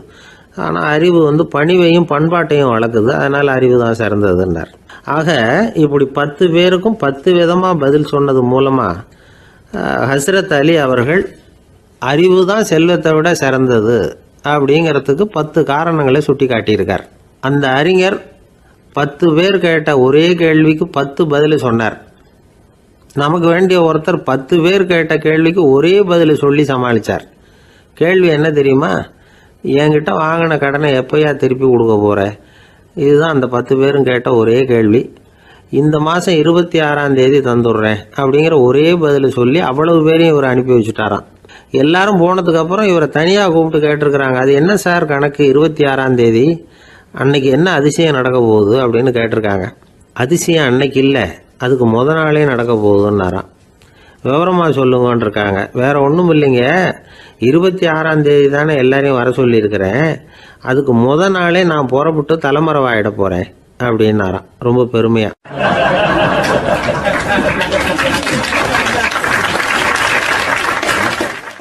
ஒரு இலக்கிய கூட்டம் ஏற்பாடு பண்ணியிருக்கிறோம், நீங்கள் அவசியம் அதில் பேசணும் அப்படின்னு கேட்டுக்கிட்டார் ஒருத்தர். வேணாங்க, 4 பேருக்கு முன்னாடி நிற்கிறதுனா எனக்கு ரொம்ப கூச்சமாக இருக்கும் அப்படின்னாரு இவர். ஏன் சார் இன்னமும் குழந்த மாதிரி கூச்சப்படுறீங்களே அப்படின்னார் அவர் ஒரு மாதிரியாக சமாளித்து அனுப்பி வச்சுட்டு அதுக்கப்புறம் அதை பற்றி இவர் யோசித்து பார்த்துருக்கார். சில நிபுணர்கள் எழுதியிருக்கிறத படித்தும் பார்த்துருக்கிறார். மனோதத்துவ நிபுணர்கள் என்ன சொல்கிறாங்க தெரியுமா? 10லேருந்து 20% குழந்தைகள் பிறக்கிறப்பவே கூச்ச சுபாவம் கொண்டதாக தான் இருக்குதான். ஒரு தாத்தா தன்னோட பேர பிள்ளைய ஆசையாக கூப்பிடுறார் விளையாட்டு காட்ட, அதை அழுதுகிட்டு ஓடி போகுது. ஒரு அம்மா தன்னோட பிள்ளைய பள்ளிக்கூடத்தில் சேர்க்கறதுக்காக கூப்பிட்டுக்கிட்டு போகிறாங்க. அந்த புள்ள அம்மாவோட முந்தானையில் ஒளிஞ்சிக்கிட்டு வெளில வரமாட்டேங்குது. இவங்களெல்லாம் எப்படி சமாளிக்கிறது? குழந்தைகளோட கூச்ச சுபாவத்தை போக்குறது எப்படி? இதுக்கு நிபுணர்கள் சில யோசனைகளை சொல்லியிருக்கிறாங்க. மற்றவங்களுக்கு முன்னாடி என் பையனுக்கு கூச்சம் ரொம்ப அதிகம் சார், மற்றவங்க பார்த்தா ரொம்ப வெக்கப்படுறான், இப்படி சொல்கிற அப்பாக்கள் உண்டு. என் பையன் புது மனுஷாலை பார்த்தா அட்டையாக ஒட்டிக்குவான் சார் அப்படின்னு சொல்கிற அப்பாக்களும் உண்டு. இப்படிலாம் குழந்தைகளுக்கு முத்திரை குத்துறது ரொம்ப தப்பான். புதுசாக யாராவது வீட்டுக்கு வந்தால் குழந்தை தானாக தன்னோட கூச்சத்தையும் பயத்தையும் போக்கிக்கிட்டு சகஜமாக மாறி வர்றதுக்கு வாய்ப்பு கொடுக்கணுமா. ஒரு கூட்டத்துக்கோ அல்லது சொந்தக்காரங்க கல்யாணத்துக்கோ குழந்தைய அழைச்சிட்டு போகிறீங்க, அங்கே போய் கட்டாயப்படுத்தி குழந்தைய மற்றவங்க கிட்ட பேச சொல்லக்கூடாது. சில சமயம் குழந்தை தானாக தன்னுடைய கூச்ச சுபாவத்தை விட்டு பேசுகிறதுக்கு முன் வந்தால் அதை பாராட்டணும். குழந்தை கலகலப்பு இல்லாமல் மௌனமாக இருந்ததுன்னா அதையும் கண்டுக்கக்கூடாது. குழந்தை பேச ஆரம்பித்தா அதை ஆர்வத்தோடு கவனிக்க தெரியணும். கலந்து உரையாடுற பழக்கத்தை வீட்லேயே ஆரம்பிக்கலாம். கேட்டதுக்கு பதில் சொல் அப்படின்னு நீங்கள் அதிகாரம் பண்ணிகிட்டு இருக்கக்கூடாது. அது குழந்தைக்கு பேசுகிற சந்தர்ப்பத்தை குறைச்சிருமா. இப்போ நாம் அதிகாரம் பண்ணால் கேலி செய்கிற பழக்கம் குழந்தைகளை ரொம்ப பாதிச்சிருமா. பெரியவங்களானதுக்கு அப்புறமும் சில பேர் கூச்சத்தோடவும் பயத்தோடவும் இருக்கிறதுக்கு இதுதான் காரணம். சின்ன வயசில் அவங்கெல்லாம் ஏதாவது கேலிக்கு ஆளாகி இருப்பாங்க. ரெண்டாவது குழந்தை மூத்த குழந்தைய கேலிக்கு ஆளாகிற சந்தர்ப்பங்களை கண்டு கேலி பண்ணினா அது இளம் நெஞ்சங்களை விட்டு நீங்கிறதே இல்லையா. எப்பவும் குழந்தையோட நடை உடை பாவனைகளை பற்றி சொல்லிக்கிட்டே இருக்கக்கூடாதான். அதுவே கூச்ச சுபாவத்தை கொண்டுகிட்டு வந்துடுமா. அப்பா எங்கேன்னு யாராவது கேட்டால் இது மாதிரி இன்ன காரியத்துக்காக வெளியில் போயிருக்கார், இத்தனை மணிக்கு திரும்பி வருவார் அப்படின்னு சொல்கிற அளவுக்கு குழந்தைகளை பழக்கப்படுத்தி வைக்கணும். ஃபோன்லேயே யாராவது விசாரித்தா கூட இது மாதிரி பதில் சொல்லு அப்படின்னு சொல்லணும். சின்ன சின்ன மீட்டிங்கில் 4 வார்த்தை பேச தயார் பண்ணலாம். ஒரு கடையிலையோ அல்லது ஹோட்டல்லையோ ஏதாவது விவரம் கேட்கணும்னா உங்கள் குழந்தைய தைரியமாக அனுப்புங்க. குழந்தைகள் பணிவாகவும் பொறுமையாகவும் விவரம் கேட்குறப்போ கூச்ச சுபாவம் தானாக போயிடும். சின்ன வயசுலேயே இப்படிலாம் பழக்கப்படுத்தினா தான் வருங்காலத்தில் தைரியமாக இந்த சமுதாயத்தில் வாழ முடியும். இல்லைன்னா 60 வயசுலேயும் அடுப்பங்கரையை விட்டு வெளில வர்றதுக்கு கூச்சப்பட்டுக்கிட்டு தான் இருக்க வேண்டியிருக்கும். இந்த காலத்து பிள்ளைங்க எவ்வளவோ பரவாயில்ல, எதுக்கும் தயங்குறதில்ல, கூச்சப்படுறதில்ல. ஒரு அம்மா அடுப்பங்கரையிலேருந்து சத்தம் போட்டாங்க, டேய் ராமு, தயவு பண்ணி அந்த டிவியை நிறுத்துறா, அந்த பெண்ணோட குரல் மகா மோசம், அடுப்பங்கரையில் இருக்கிற என்னாலேயே அதை சகிச்சிக்க முடியல அப்படின்னாங்களாம். உடனே பையன் கொஞ்சம் கூட தயங்காமல் பதில் சொல்கிறான், அம்மா இந்த குரல் டிவியிலேருந்து வரல, எழுத்த விட்டு மாமி தான் இங்கே வந்திருக்கிறாங்க, அவங்க தான் இப்போ என்னோட பேசிக்கிட்டு இருக்கிறாங்க அப்படின்னு நான்.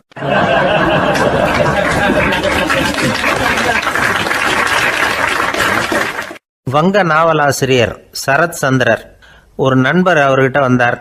வழக்கமாக எல்லா எழுத்தாளர்கள்கிட்டையும் கேட்குற ஒரு கேள்வியை கேட்டார். நீங்கள் எழுத்துத்துறைக்கு வந்தது எப்படி? இதுதான் கேள்வி.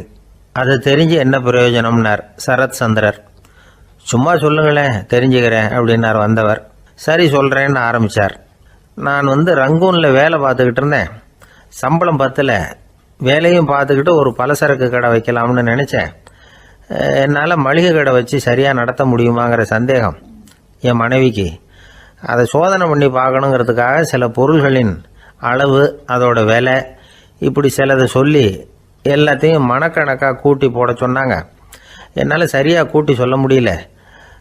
உங்களால் மளிகை கடை நடத்த முடியாதுன்னு சொல்லிவிட்டாங்க. உடனே என்ன பண்ணுறது, வேறு வழி இல்லை, கதை எழுத ஆரம்பிச்சிட்டேன் அப்படின்னார். கேட்டவருக்கு சிரிப்பு வந்துட்டு தான். சரத் சந்திரர் ஒரு பக்கம் சீரியஸான நாவல்கள், சிறுகதைகள் எழுதியிருந்தாலும் அவருடைய இன்னொரு பக்கம் வேற விதம். நண்பர்கள்கிட்ட பேசும்பொழுதும் சரி, அவர்களுக்கு கடிதங்கள் எழுதும் போதும் சரி, கேலியும் கிண்டலும் நகைச்சுவை உணர்வும் அதிகமாக இருக்கும். காந்திஜி ஒரு சமயம் கல்கத்தாவுக்கு வந்திருந்தார். தேசபக்தர்கள் பல பேர் அவர்கிட்ட பேசிக்கிட்டு இருந்தாங்க. அப்போது சரத் சந்திரரும் அங்கே இருந்தார். கிரண் சங்கர் ராய் அப்படிங்கிறவரும் அங்கே இருந்தார். அவர் சொன்னாராம், காந்திஜியோட பழகிய முதல் வங்காளி நான் தான். போயர் யுத்த காலத்தில் இவர் லண்டனுக்கு வந்திருந்தப்போ என்கிட்ட தான் வங்காள மொழி கற்றுக்கிட்டார் அப்படின்னாராம். உடனே சரத் சந்திரர் காந்திஜியை பார்த்து, இவர் உங்களுக்கு வங்காள மொழி கற்றுக் கொடுத்தது உண்மைதானா அப்படின்னாராம். ஆமான்னாராம் காந்தி. அதனால தான் உங்களால் வங்காள மொழி கற்றுக்க முடியல அப்படின்னாராம். எல்லாரும் சிரிச்சாங்களாம். சரத் சந்திரர் சாம்தாபேர் அப்படிங்கிற கிராமத்தில் தங்கியிருந்தார் ஒரு இலக்கிய நிகழ்ச்சியில் கலந்துக்கிறதுக்காக. அதுக்காக ஒரு கல்கத்தாவுக்கு போக வேண்டிய சூழ்நிலை. அதுக்காக புறப்பட்டார். அந்த சமயத்தில் பின்னாடி இருந்து யாரோ அவரை கூப்பிட்டாங்க. இப்படி கூப்பிட்டவரை பார்த்து இன்னொருத்தர் யாரோ அதட்டி இருக்கிறாங்க. போகிறவரை ஏன் இப்படி கூப்பிடுறீங்க அப்படின்னு. ஏன் கூப்பிட்டா என்னன்னு கேட்டிருக்கார் சரத் சந்திரர்.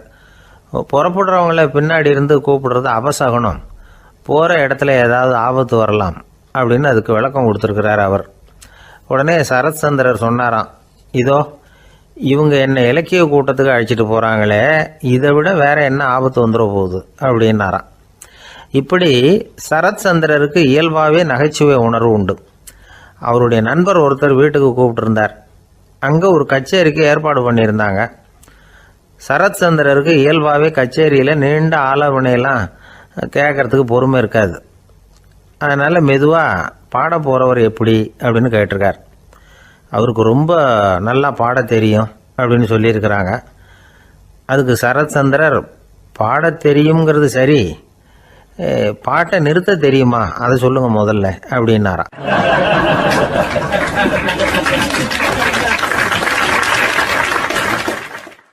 ஒரு பெரியவர் உட்கார்ந்துருக்கிறார். அவரை சுற்றி அவருடைய தோழர்கள் உட்காந்துருக்கிறாங்க. ஏதோ ஒரு முக்கியமான செய்தியை அவர் அவங்களுக்கு சொல்லிகிட்டு இருக்கிறார். அவங்களும் ஆர்வமாக கேட்டுக்கிட்டு இருக்கிறாங்க. இந்த சமயத்தில் யாரோ ஒரு ஆள் வேகமாக அங்கே வர்றார். வர்ற வேகத்திலேயே எனக்கு ஏதாவது உதவி செய்யுங்க அப்படின்னு கேட்டுக்கிட்டே வர்றார். கேட்கறது உதவி, ஆனால் குரல் மிரட்டுறது மாதிரி இருக்குது, அதட்டி கேட்கறது மாதிரி இருக்குது. இதை கேட்டதும் அந்த பெரியவர் ஆத்திரப்படலை, ஆனால் அவரை சுற்றி இருந்தவங்க ஆத்திரப்பட்டாங்க. இதை பெரியவர் கவனித்தார். கொஞ்சம் அமைதியாக இருங்கன்னார். வந்தவரை கூப்பிட்டார். அவருக்கு சில பொருள்களை கொடுத்தார். என்னங்க இப்போ உங்களுக்கு மகிழ்ச்சி தானே அப்படின்னார். அப்படின்னு அலட்சியமாக அவர் சொல்கிறார். நான் உங்களை நல்ல முறையில் நடத்தினேன்னா அப்படின்னு கேட்குறாரு அவர் மறுபடியும். அதெல்லாம் ஒன்றும் இல்லை அப்படின்னு சொல்லி அவர் சொல்லிகிட்டு இருக்கிறாரு. குரலில் கடுமை குறையில. சுற்றி இருந்தவங்களால இதை பொறுத்துக்க முடியல. கோபத்தோடு அவரை நோக்கி நெருங்க ஆரம்பித்தாங்க. பெரியவர் அவங்களையெல்லாம் தடுத்து நிறுத்தினார். வந்தவரை வாங்க என்னோட அப்படின்னு சொல்லி அழைச்சிட்டு போனார். வீட்டுக்கு போனார். அங்கே போனதும் இன்னும் சில பொருள்களை எடுத்து அவர்கிட்ட கொடுத்தார். இப்போ திருப்தி தானே, நான் உங்ககிட்ட நல்ல முறையில் நடந்துக்கிட்டேனா அப்படின்னார். அவர் முகம் இப்போ தான் கொஞ்சம் மலர்ந்தது. ரொம்ப நன்றி, இறைவன் உங்கள் குடும்பத்துக்கு எல்லா நன்மைகளையும் செய்வான் அப்படின்னு சொன்னார். இதே வார்த்தைகளை என்னுடைய தோழர்கள்கிட்டே சொல்லிட்டீங்கன்னா அவங்க கோபம் தணிஞ்சிரும், வர முடியுமான்னார். கண்டிப்பாக வர்றேன் அப்படின்னாரு. மறுநாள் காலையில் அந்த இடத்துக்கு வந்தார். அதே மாதிரி சொல்லிவிட்டு அவர் போயிட்டார். தோழர்கள்லாம் ரொம்ப வியப்போடு பெரியவரை பார்த்தாங்க. அந்த பெரியவர் தான் நபிகள் நாயகம். அவர் சொன்னார், ஒருத்தன் ரொம்ப ஆசையாக ஒரு ஒட்டகத்தை வளர்த்துக்கிட்டு வந்தான். ஒரு நாள் அந்த ஒட்டகம் கயத்தை அறுத்துக்கிட்டு ஓடி போயிட்டுது. அக்கம் பக்கத்தில் இருக்கிறவங்கெல்லாம் அந்த ஒட்டகத்தை பிடிக்கிறதுக்கு முயற்சி பண்ணாங்க. அதை துரத்திக்கிட்டு ஓடினாங்க. ஒட்டகம் தாறுமாறாக ஓட ஆரம்பிச்சிது. இந்த சமயத்தில் ஒட்டகத்தை வளர்த்தவன் அங்கே ஓடி வந்தான். நீங்கள் அதை ஒன்றும் செய்ய வேணாம், விட்டுருங்க, அதோட சுபாவம் எனக்கு நல்லா தெரியும், அதை சுலபமாக என்னோடய வழிக்கு கொண்டுகிட்டு வந்துட முடியும், நான் பார்த்துக்கிறேன், விட்டுருங்க அப்படின்னா. எல்லாரும் விலைக்கு போயிட்டாங்க. இவன் என்ன செஞ்சான் தெரியுமா? கொஞ்சம் புல்லை கையில் எடுத்துக்கிட்டு அந்த ஒட்டகத்தை நெருங்கினான். அவ்வளவுதான். அது ஓடி இவன் காலடியில் உட்காந்துக்கிட்டது. செல்லமாக அதை அப்படியே தடவி கொடுத்தான். முதுகில் ஏறி உட்காந்துக்கிட்டான். அது பாட்டுக்கு சாதுவாக நடந்து போகுது. இந்த கதையை நபிகள் நாயகம் தம்முடைய தோழர்களுக்கு சொல்கிறார். ஒட்டகத்தை மட்டும் இல்லை, சில மனிதர்களையும் கூட சில விதத்தில் அணுகி தான் அவர்களை சீர்திருத்த வேண்டியிருக்குது அப்படிங்கிறத அவங்களுக்கு உணர்த்தினார். இது ஒரு அழகான உளவியல் அணுகுமுறை. சில குடும்ப தலைவர்கள் கூட இந்த ஒட்டகம் மாதிரி நடந்துக்கிறது உண்டு, அப்புறம் அடங்கி போகிறதும் உண்டு. ஒரு குடும்ப தலைவர் காலையில் எழுந்திரிச்சதுலேருந்து சத்தம் போட்டு கத்திக்கிட்டு இருப்பார். பக்கத்தில் இருந்தவங்கலாம் ஓடி போய் சமாதானம் பண்ணி பார்த்தாங்க. அவர் ஓயறது மாதிரி தெரியல. கடைசியில் அவர் மனைவி வந்தாங்க. நீங்கள் எல்லாம் விலைக்கு போயிடுங்க, அவர் சுபாவம் எனக்கு தெரியும், நான் பார்த்துக்கிறேன் அப்படின்னாங்க. சரின்னு எல்லாரும் போயிட்டாங்க. சாயந்தரமாக பார்க்குறாங்க, அவர் சத்தம் இல்லாமல் ஒரு மூலையில் உட்காந்துருக்கிறார். ரொம்ப சாதுவா. ஆச்சரியமாக இருந்தது. என்னம்மா பண்ணீங்கன்னு கேட்டாங்க. அது ஒன்றும் இல்லைங்க, ஒரு வேளை சாப்பாட்டை நிறுத்தினேன், பட்னி போட்டேன், அவ்வளவுதான் அப்படின்னாங்க அந்த அம்மா.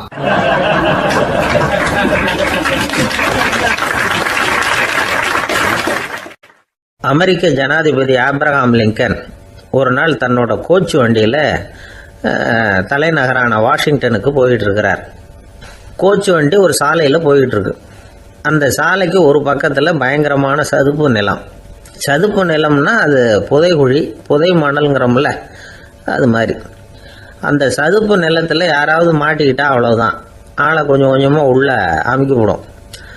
தப்பிச்சு கரையிறது கஷ்டம். அப்படிப்பட்ட நிலம் அது. ஆப்ரஹாம் லிங்கன் ஏதோ ஒரு முக்கியமான அரசாங்க வேலையாக போயிட்டு திரும்பி வந்துக்கிட்டு இருக்கிறார். அதனால் அந்த சமயத்தில் அவர் விலை உசந்த ஆடைகளை அணிஞ்சிருக்கிறார். அப்படி அவர் அந்த கோச்சு வண்டியில் வந்துக்கிட்டு இருக்கிறாரு. அந்த சமயத்தில் ஒரு காட்சி அவர் கண்ணில் போட்டுவிட்டது. என்ன தெரியுமா? ரோட்டுக்கு பக்கத்தில் இருந்த சதுப்பு நிலத்தில் ஒரு இளம் பன்றி குட்டி சிக்கிக்கிட்டு தவிச்சிக்கிட்டு இருக்குது. பரிதாபமாக கத்திக்கிட்டு இருக்குது. அதை பார்த்தார் லிங்கன். அவருக்கு என்னவும் மாதிரி ஆயிட்டுது. உடனே வண்டியை நிறுத்த சொன்னார். கீழே இறங்கினார். தன்னோட விலை உசந்த ஆடைகளை பற்றி லட்சியம் பண்ணவே இல்லை. தனக்கே ஆபத்து வரலாம்ங்கிறத பற்றியும் கவலைப்படலை. தான் ஒரு குடியரசுத் தலைவருங்கிறத பற்றியும் அவர் நினச்சி பார்க்கல. நேராக அந்த சதுப்பு நிலம் பக்கமாக போனார். அந்த சேத்துல இறங்கி பன்றிக்குட்டியை காப்பாற்றி கரைக்கு கொண்டுட்டு வந்து சேர்த்துட்டார். அதுக்கப்புறம் நிம்மதியாக கோச்சு வண்டியில் ஏறி வெள்ள மாளிகைக்கு வந்து சேர்ந்தார். ட்ரெஸ்ஸு உடம்பு பூரா சேரு சகதி. பார்க்குறவங்களுக்கெல்லாம் ஆச்சரியமாக போச்சு. அவங்களுக்கு ஒன்றும் புரியல. இவர் நேராக ட்ரெஸ்ஸு மாற்றிக்கிறதுக்காக போனார். கோச்சு வண்டி ஓட்டிகிட்டு வந்தவங்கிட்ட போய் எல்லாரும் கேட்டாங்க என்ன ஆச்சு அப்படின்னு. அவர் வர்ற வழியில் நடந்த விவரத்தை சொன்னார்.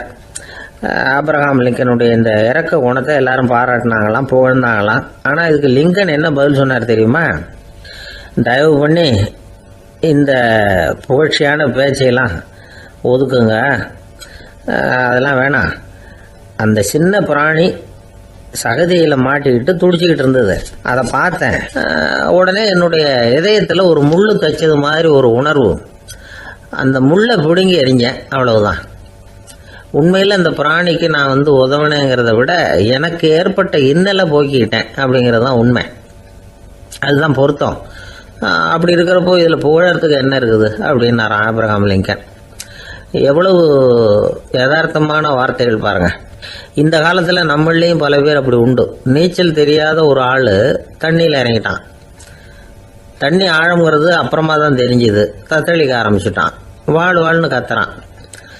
கரையில் நின்றுட்டு இருந்த ஒருத்தர் இதை பார்த்தார். உடனே அவருக்கு இதயத்தில் முள்ளு தைச்சது மாதிரி ஒரு உணர்வு. உடனே குபீர்னு தண்ணியில் பாஞ்சார்.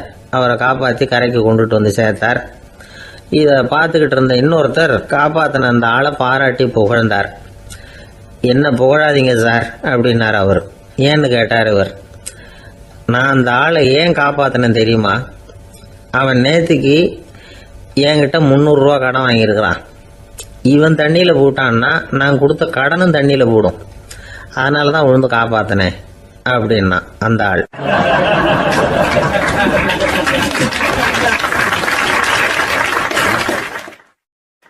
ஒருத்தர் இருக்கார். நல்ல உத்தியோகத்தில் தான் இருக்கிறார். ஆனால் எப்போ பார்த்தாலும் முகத்தை வெறுப்பாக வச்சிருப்பார். அப்படியே வருவார் போவார். ஏன் சார் இப்படி இருக்கிறீங்க அப்படின்னு விசாரித்தோம். ஏன்டா இந்த வேலைக்கு வந்தோம்னு இருக்கு சார் அப்படின்னார்.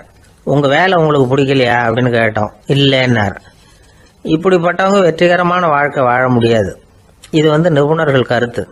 வேலையை நேசிக்க தெரிந்தவர்கள் வெற்றி பெறுவார்கள் அப்படிங்கிறாங்க அவங்க. எந்த துறையாக இருந்தாலும் சரி, அந்த துறையில் வெற்றிகரமாக இருக்கிறவங்கள விசாரித்து பாருங்கள். எனக்கு என்னுடைய வேலை ரொம்ப பிடிக்கும் அப்படின்னு சொல்கிறவங்களாக தான் இருப்பாங்க. அப்படி இருந்தால் தான் அது வெற்றிகரமாக இருக்க முடியுது அவங்களால. ஒருத்தனுக்கு பிடித்தமான பொழுதுபோக்கே அவனுடைய தொழிலாக இருந்துட்டுதுன்னா அவனை மாதிரி கொடுத்து வச்சவன் வேற யாரும் இல்லை அப்படிங்கிறார் பெர்னாட் ஷா. ஒரு தடவை மன்னர் ஹுமாயூன் உயிரை தண்ணீர் முண்டு ஊற்றுகிற தொழிலாளி ஒருத்தர் காப்பாற்றினாராம் அந்த ஹுமாயூன் உயிரை. உடனே மன்னர் கேட்டிருக்கார், உனக்கு என்ன வேணும்னாலும் கேளு தரேன், உயர் பதவி வேணுமா அப்படின்னு கேட்டாராம். மன்னா, மக்களின் தாகம் தீர்க்கக்கூடிய இந்த பணியை விட உயர்ந்தது உண்டா அப்படின்னாராம் அந்த தொழிலாளி. அவரால் அவருடைய வேலையை நேசிக்க முடிஞ்சுது. அதனால் மகிழ்ச்சியாக இருக்க முடிஞ்சுது. நாமெல்லாம் அப்படி இல்லை. வேலை கிடைக்கிற வரைக்கும் கிடைச்சா போதும் அப்படின்னு இருக்கோம். கிடைச்சதுக்கப்புறம் ஏன்டா இந்த வேலைக்கு வந்தோம்னு ரொம்பவும் அழுத்துக்குவோம். சரி, நாம் இருக்கிற இடத்துல நாம் வெற்றிகரமாக இருக்க வழி உண்டா அப்படின்னா உண்டுன்னு சொல்கிறாங்க. அதாவது மன இயல் நிபுணர்கள் இருக்கிறாங்க இல்லையா, அவங்க அதுக்கு முக்கியமாக 6 வழிகள் சொல்கிறாங்க. நீங்கள் ஒரு அலுவலகத்தில் வேலை பார்க்குறவரா அப்படின்னா இதை கேளுங்க. அதாவது உங்கள் மேலதிகாரி எதிர்பார்ப்புக்கு தகுந்த மாதிரி உங்கள் வேலை இருக்குதா? அப்படி இல்லைன்னா முதல்ல உங்கள் வேலையின் தரம் உயரணும். உங்களுக்கு மேலே கீழே வேலை பார்க்குற பணியாளர்கள்கிட்ட நல்ல விதமாக பழகிறீங்களா? அந்த உறவு முறையில் ஏதாவது குறை இருந்தால் அதை கண்டுபிடிச்சி சரி பண்ணுங்க. நம்பிக்கைக்கு உரியவர் அப்படின்னு நீங்கள் பேர் எடுக்கணும். நீங்கள் எடுக்கிற முடிவு நல்ல முடிவாக தான் இருக்கும் அப்படின்னு அடுத்தவங்க சொல்லணும். உங்கள் தோற்றத்துக்கு முக்கியத்துவம் கொடுங்க. இது மனம் உடல் ரெண்டும் சம்பந்தப்பட்டது. அதனால் மனசையும் ஆரோக்கியமாக வச்சுருக்கணும், உடம்பையும் ஆரோக்கியமாக வச்சுருக்கணும். உங்களுடைய நிர்வாகம் செயல்படுற விதத்தை நல்லா புரிஞ்சு வச்சுக்கணும். உங்களுடைய நிர்வாகம் இப்போ ஒரு காரியம் செய்யுதுன்னு வச்சுங்க, ஏன் அப்படி செய்யுது, எதுக்காக அப்படி செய்யுது, அதனுடைய குறிக்கோள் என்ன, அது நீடிக்கிறதுக்கு காரணம் என்ன, இதெல்லாம் தெரிஞ்சுக்கணும். சிரிப்புக்கு வஞ்சகம் பண்ணக்கூடாது, நல்லா சிரிக்கணும், அப்போ தான் அது திரும்ப கிடைக்கும். கடந்த கால தோல்வியை பற்றி கவலைப்படக்கூடாது. முதலாளி விருப்பம் தெரிஞ்சு நடந்துக்கிறது நல்லது தான். அதுக்காக காக்கா பிடிக்கணுங்கிற அவசியம் இல்லை. உங்களுக்கு ஒரு பொறுப்பான வேலை கிடைக்குது, உடனே சத்தம் குழப்பம் அப்படின்னு சூழ்நிலையை இறுக்கமாக ஆக்கிடக்கூடாது. எந்த சூழலையும் இயல்பாக கையாளக்கூடியவர் அப்படிங்கிறத காட்டணும். இதெல்லாம் உங்கள் துறையில் நீங்கள் வெற்றி பெற நிபுணர்கள் சொல்கிற யோசனைகள். இவ்வளவு விவரமும் சொல்லிவிட்டு ஒருத்தரை பார்த்து கேட்டோம், இப்போ சொல்லுங்கள், நீங்கள் செய்கிற வேலை உங்களுக்கு பிடிச்சிருக்குதா